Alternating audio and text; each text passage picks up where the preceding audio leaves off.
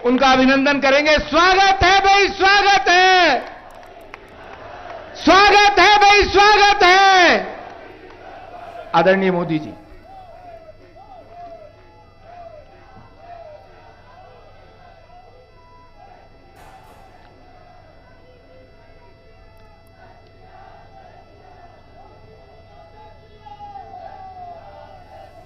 सबसे पहले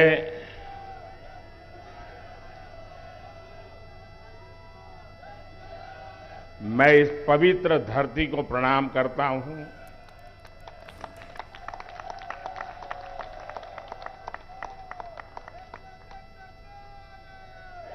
हमारे पूर्वजों को प्रणाम करता हूं और आप सबके माध्यम से मैं देशवासियों को आदरपूर्वक नमन करता हूं।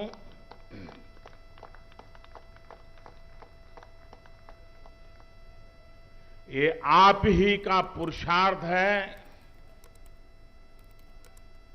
ये आप ही की परंपरा है।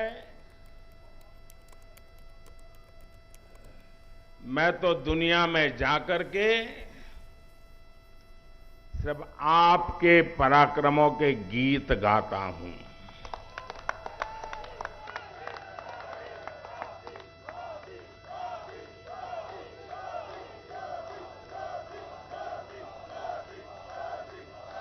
मैं दुनिया के देशों में जाकर के दुनिया के महापुरुषों को मिलकर के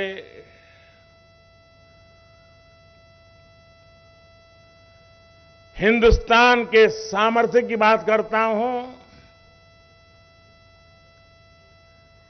हिंदुस्तान की युवा पीढ़ी की टैलेंट की चर्चा करता हूं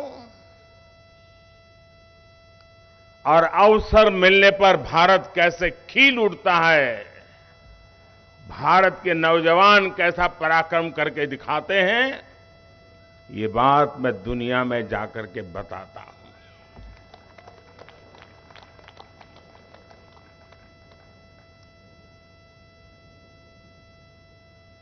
ये बात मेरे खाते में इतनी जाती है कि ये बताते समय मैं संकोच नहीं करता हूं। मेरे देश की महान संस्कृति का गौरवगान करते समय मैं आंखें नीचे नहीं करता हूं, आंखें मिला करके दुनिया से बात करता हूं।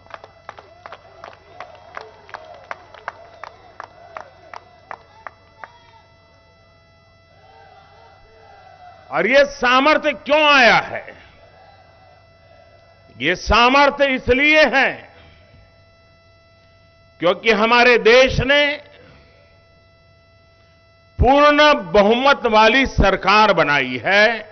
आप सबने देश को पूर्ण बहुमत वाली सरकार बनाई है और जब पूर्ण बहुमत वाली सरकार का प्रतिनिधि विश्व के सामने जब कोई बात बताता है तो दुनिया ये विश्वास करती है कि ये अकेला नहीं बोल रहा है, 140 करोड़ लोग बोल रहे हैं।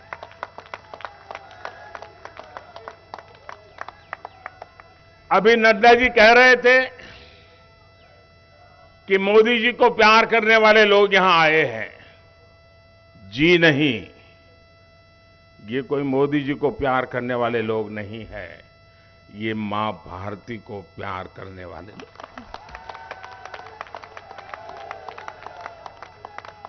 ये हिंदुस्तान को प्यार करने वाले लोग हैं।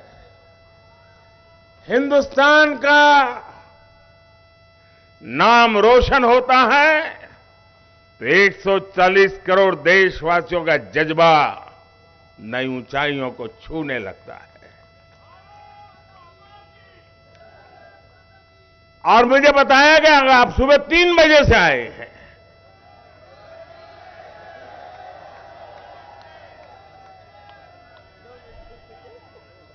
भारत की दुनिया में सही पहचान बने, भारत का दुनिया में जय जयकार हो। कोई हिंदुस्तानी इतना खुशियों से भर जाता है को रात को 3 बजे यहां आकर के पहुंच जाता है।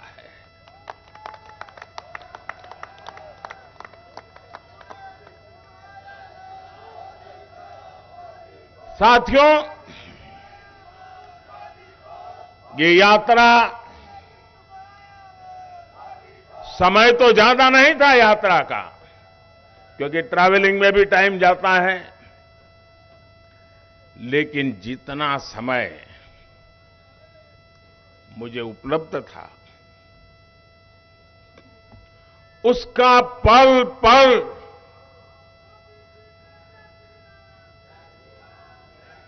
मैंने देश की बात करने में, देश की भलाई के लिए निर्णय करने में अपना समय पूरी तरह से उपयोग किया मैंने।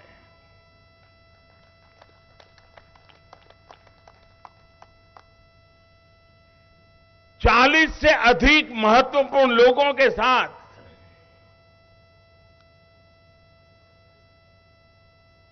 मिलने का अवसर मिला। और एक बात जो शायद हिंदुस्तान में जिसकी चर्चा बहुत कम है, और क्यों कम है वो तो समय बताएगा, जो भी नेता मिलते थे, खास करके G7 समूह जो दुनिया के समृद्ध देशों का समूह है, वे भारत में G20 के जो प्लानिंग हुआ है, और उनके देश के लोग उन मीटिंगों में यहां आए हैं, वापस जाकर के उन्होंने वहां रिपोर्टिंग किया है। भारत के नागरिकों ने G20 समूह की करीब 150 से ज्यादा मीटिंगें हो चुकी हैं। 100 से अधिक हिंदुस्तान के अलग अलग कोने में मीटिंगें हुई हैं, और दुनिया के 40-45 देशों के प्रतिनिधि उसमें आए हैं।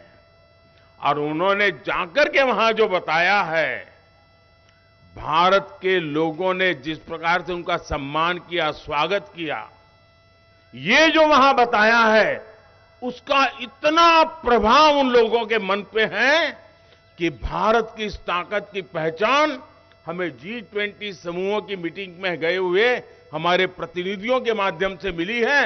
हम बहुत अभिभूत है।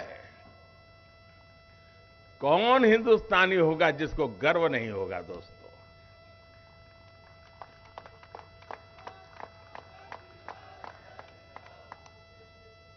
कभी कभी भारत की महान परंपरा के प्रति दोस्तों मैं सच कहता हूं, आप भी हिंदुस्तान की संस्कृति, हिंदुस्तान की महान परंपराओं के संबंध में बोलते समय कभी भी गुलामी वाली दिनों की मानसिकता में डूब मत जाना दोस्तों। हिम्मत के साथ बात कीजिए दुनिया से। दुनिया सुनने के लिए आतुर है, जिज्ञासा है विश्व को। जब मैं ये कहता हूं कि हमारे तीर्थ क्षेत्र पर हमला स्वीकार्य नहीं है, तो दुनिया भी मेरे साथ देती है दोस्तों।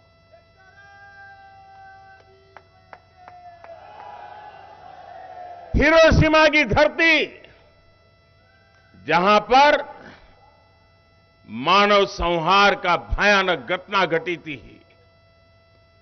उस हिरोशिमा की धरती पर जब पूज्य बापू की प्रतिमा लगती है, शांति का विश्व को संदेश बड़े गर्व के साथ हम पहुंचा पाते हैं। जी, मेरे लिए गर्व की बात होती है कि जापान के प्रधानमंत्री जब भारत आए थे, तो मैंने बोधि वृक्ष का एक सैंपल उनको दिया था,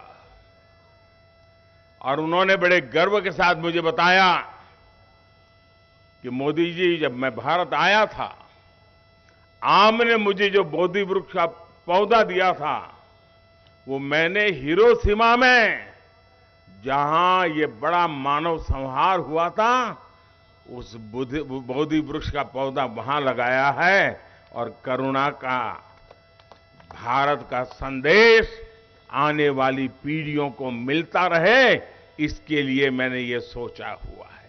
देखिए कितना गर्व हो रहा है भाइयों बहनों, दुनिया की, हम भारत के लोग कभी कभी ये गौरव का जिक्र करना भूल जाते हैं। हम वो देश हैं जो दुनिया की सबसे पुरानी भाषा, मानव इतिहास की सबसे पुरानी भाषा तमिल भाषा, ये हमारी अपनी भाषा है, हर हिंदुस्तानी की भाषा है। ये दुनिया की सबसे पुरानी भाषा होने का गर्व है। और जब मैं पीएनजी में वहां के गवर्नर, जिनके पूर्वज भारतीय हैं, उन्होंने तमिल भाषा का महान ग्रंथ तिरुकुरल का पीएनजी की भाषा में भाषांतर किया और उसका लोकार्पण करने का मुझे सौभाग्य मिला। आप कल्पना कर सकते हैं कि हिंदुस्तान की इस महान विरासत को आज दुनिया कैसे पूजने लगी है। दोस्तों, साथियों, ऑस्ट्रेलिया, उसके संबंधों में बहुत उतार चढ़ाव के दिन देखे हैं देश ने, लेकिन वो देश आज भारत को अपना मानता है, भारत को सम्मान से देखता है और वो भारत के भविष्य के साथ अपना भविष्य जोड़ करके देखता है। ये अपने आप में हर भारतीय के लिए बड़े गर्व की बात है। और मैं देख रहा था कल, जब मैंने देखा कि पूरे ओपेरा हाउस पर हिंदुस्तान के तिरंगे रंग की रोशनी करके उन्होंने भारत को सम्मानित करने का बहुत ही उम्दा प्रयास किया था। और भारतीय समुदाय का जो समारोह था, हिंदुस्तान के लोगों ने उसको देखा है, दुनिया ने देखा है। लेकिन सबसे बड़ी बात, लोकतंत्र की आत्मा क्या होती है, लोकतंत्र का सामर्थ्य क्या होता है। साथियों, आपको जानकर के खुशी होगी, और मैंने अब तक जितना भी कुछ देखा पढ़ा, मुझे इस बात की तरफ ध्यान नहीं गया मेरा, और इसलिए मैं बताना चाहता हूं। भारतीय समुदाय का जो कार्यक्रम था, वहां ऑस्ट्रेलिया के प्रधानमंत्री का आना गौरव की बात थी। लेकिन इतना ही नहीं, उस समारोह में पूर्व प्रधानमंत्री भी थे।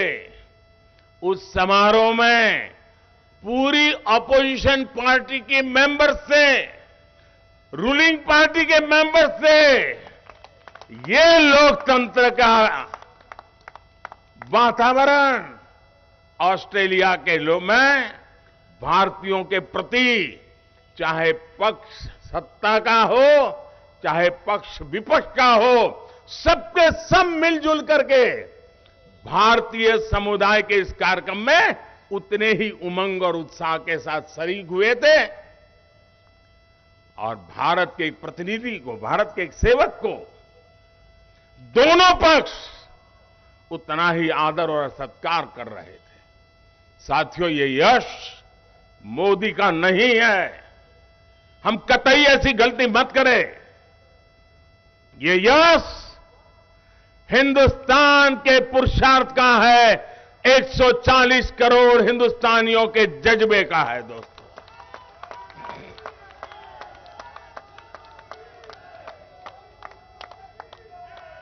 साथियों, जब कोविड के खिलाफ दुनिया लड़ रही थी, एक एक व्यक्ति को जिंदगी बचाने के लिए एक एक परिवार जूझ रहा था। संकट बड़ा गहरा था, रास्ता सिर्फ अंधेरे के सिवाय कुछ नजर नहीं आ रहा था। इस बीमारी से कौन बचाएगा, कैसे बचाएगा, कौन सी जड़ी बूटी काम आएगी, दुनिया उलझन में थी। हर कोई अपनी अपनी कोशिश कर रहे थे। विश्व के समृद्ध से समृद्ध देश भी कोविड के सामने घुटने टेक चुके थे। दोस्तों, उस पल को याद कीजिए। हमने भी अपने कई परिवारजनों को खोया है। उस दुख, उस दर्द को हम भूल नहीं सकते हैं। लेकिन जब मैं पैसिफिक आइलैंड के इन देश के नागरिकों से मिला, हर किसी की आंख में, वो चाहे ड्राइवर हो, होटल में काम करने वाला कोई व्यक्ति हो, चाहे सब समारोह के गेट पर खड़ा हुआ कोई व्यक्ति हो, चाहे सिक्योरिटी में काम करने वाला जवान हो, हर किसी की आंख में, जब हम उससे आंख मिलाते थे, वो भाषा तो नहीं जानता था, लेकिन उसकी आंखों से वो बताता था और कभी कभी इशारा करके बताता था कि आपने वैक्सीन दिया ना, इसलिए हम जिंदा हैं।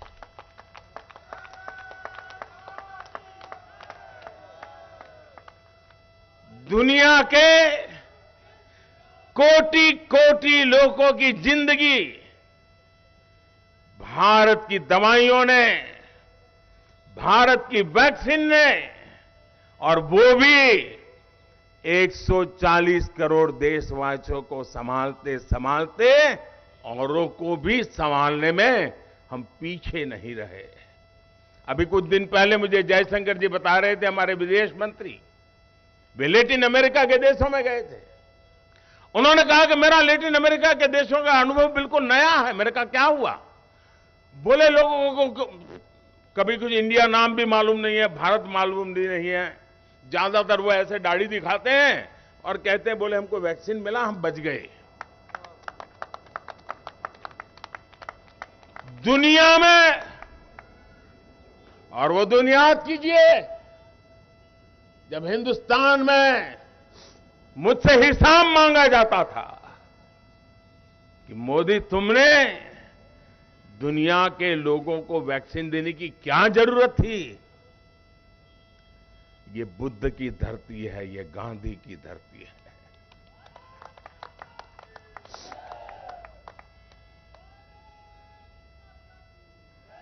ये दुश्मन की भी भलाई सोचने वाले हम लोग हैं। हम करुणा से प्रेरित लोग हैं। हम सद्भावना के लिए समर्पित लोग हैं। और इसी भाव को लेकर के विश्व में जहां भी बन पड़ता है हमने किया है। लेकिन साथियों, अब चुनौती बहुत बड़ी है। लेकिन चुनौतियों को चुनौती देना मेरे स्वभाव में है।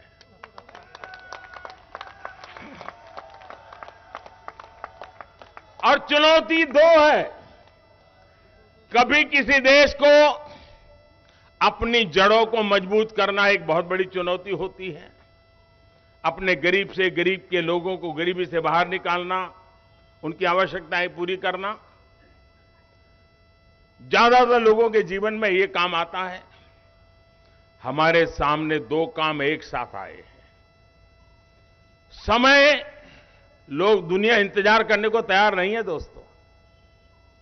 हमारे सामने विश्व की अपेक्षाओं के अनुरूप भारत को नए शिखर पर ले जाना, ये बहुत बड़ी चुनौती है। विश्व की आशा आकांक्षाएं भारत से बढ़ रही है। विश्व की हर समस्या के समाधान में भारत कुछ रास्ता निकाले, भारत उस रास्ते पर हमारे साथ चले। भारत क्या सोच रहा है हमें बताएं। दुनिया के हर कोने से यही आवाज आ रही है। लेकिन साथ साथ 140 करोड़ का देश मेरा दलित हो, पीड़ित हो, शोषित हो, वंचित हो, आदिवासी हो, गरीब हो, उनको भी इस समृद्धि के राह पर मुझे लेकर के जाना है। इसलिए पहली बार ऐसा हुआ है कि जड़ों की भी चिंता करनी है, शिखर की भी चिंता करनी है दोस्तों। लेकिन ये चुनौती भी 140 करोड़ देशवासियों के सामर्थ्य पर मुझे भरोसा है, हम करके रहेंगे, समय सीमा में करके रहेंगे और उसको हम पा करके रहेंगे। साथियों, मैं दुनिया में जब जाता हूं तो बातें तो करते ही करते हैं, अनेक विषयों पर अपनी स्पष्ट बात रखते भी हैं, लेकिन मैं कभी भी भारत की बात पहुंचाने का मौका नहीं छोड़ता। इस बार मैं जिन देशों में गया, ज्यादातर उसका मूल सामर्थ्य आदिवासी समाज से है, चाहे ऑस्ट्रेलिया हो, चाहे पैसिफिक आइलैंड के देश हो। और इसलिए इस बार मैं उनके लिए जो भेंट सौगात लेके गया था, वो मेरे देश के आदिवासियों के सम्मान को लेकर के गया था। मेरे आदिवासी समाज में जिन कृतियों का निर्माण होता है, मैं उसे ले गया था और मैंने मेरे देश के आदिवासी समाज का सामर्थ्य और उन देशों के आदिवासी समाज का सामर्थ्य, उसको जोड़ने के लिए एक सिंबॉलिक रूप में मैंने इसका भी ध्यान रखा था। दोस्तों, चीजें कभी कभी छोटी होती है, लेकिन सामर्थ्य बहुत बड़ा होता है, उसकी ताकत बहुत बड़ी होती है। और मैंने ये बात तब देखी, शायद ये जानकर के आपके लिए भी नई खबर होगी। मैं जब पहली बार यूके गया था तो वहां की महारानी उस समय जीवित थी, अब तो वो नहीं रही। उन्होंने हमें भोजन पे बुलाया था। हम बहुत ही कम लोग थे। आमतौर पर प्रोटोकॉल में वो सामने बैठते हैं, हम इस तरफ बैठते हैं, लेकिन उन्होंने एक मां की तरह अपनी सीट छोड़ करके मेरे बगल में बैठ करके, देखिए तुम्हारे लिए मैंने ये वेजिटेरियन बनवाया है, ये तुम्हारे लिए ये वेजिटेरियन बनवाया, मां की तरह। बाद में जो हुआ वो मेरे लिए सबसे बड़ा आज भी प्रेरणा देता है। बाद में वो मुझे एक और कमरे में लेके गई महारानी जी, और उन्होंने मुझे उनको जो भेंट सौगातें मिली थी उसमें से कुछ चीजें दिखाई। उसमें मुझे एक छोटा सा उन्होंने हैंडकरचिप दिखाया, 4 इंच बाय 4 इंच का होगा, छोटा सा, और धागे से हमारे यहां जो बनाते उस प्रकार का था। बड़े प्यार से उसको छू करके मुझे फिर मेरे हाथ में दिया, बोले आप भी देखिए इसको। मैं भी आश्चर्य था कि एक छोटा सा हैंडकरचिप इतने प्यार से इंग्लैंड की महारानी मुझे क्यों दिखा रही है। जब उन्होंने दिखाया तो मुझे कहा कि मोदी जी, मेरी जब शादी हुई थी, देखिए महारानी जी कह रही है, मोदी जी मेरी जब शादी हुई थी तब महात्मा गांधी ने मुझे दिया था।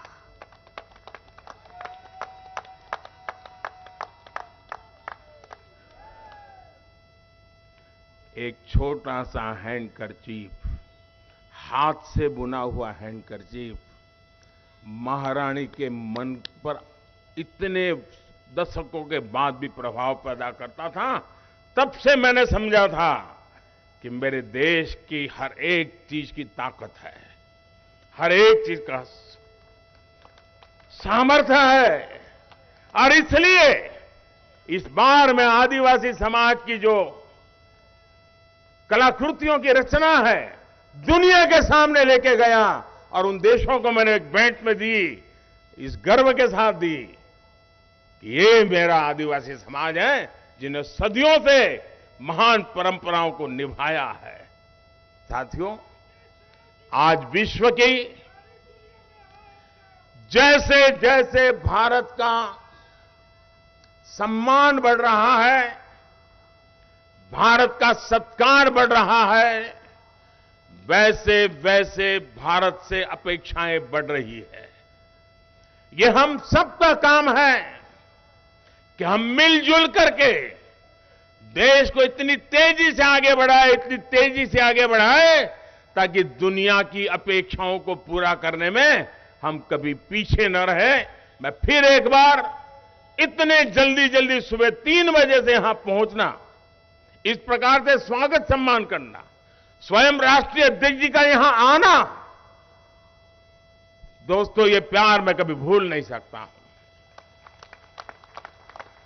मैं फिर एक बार आपको हृदय से अभिनंदन करता हूं। और जयशंकर जी के पास तो बहुत सी अंदरूनी बातें होती है। आज समय अभाव में उन्होंने बहुत कम बताई, लेकिन कभी उनके साथ बैठोगे तो बहुत कुछ सुनने को मिलेगा, क्योंकि दुनिया को 50 साल का उनका अनुभव है विदेश विभाग का, लेकिन इन दिनों एक नया रूप देख रहे हैं दुनिया का, और हम भी उस कंपैरिजन को देखते हैं जी। ये जो बदलाव है वो अपने आप में 140 करोड़ देशवासियों का सामर्थ्य है। जो सम्मान मुझे दुनिया में मिला है वो मोदी का नहीं है, न ही मोदी का उस पर हक है। ये सम्मान 100%, 100% 140 करोड़ देशवासियों का है, उनका अधिकार है। और मैं ये सम्मान उन्हीं को समर्पित करता हूं। बोलिए मेरे साथ, भारत माता की, भारत माता की, भारत माता की। बहुत बहुत धन्यवाद। बहुत बहुत धन्यवाद आदरणीय मोदी जी, आपने हम सबको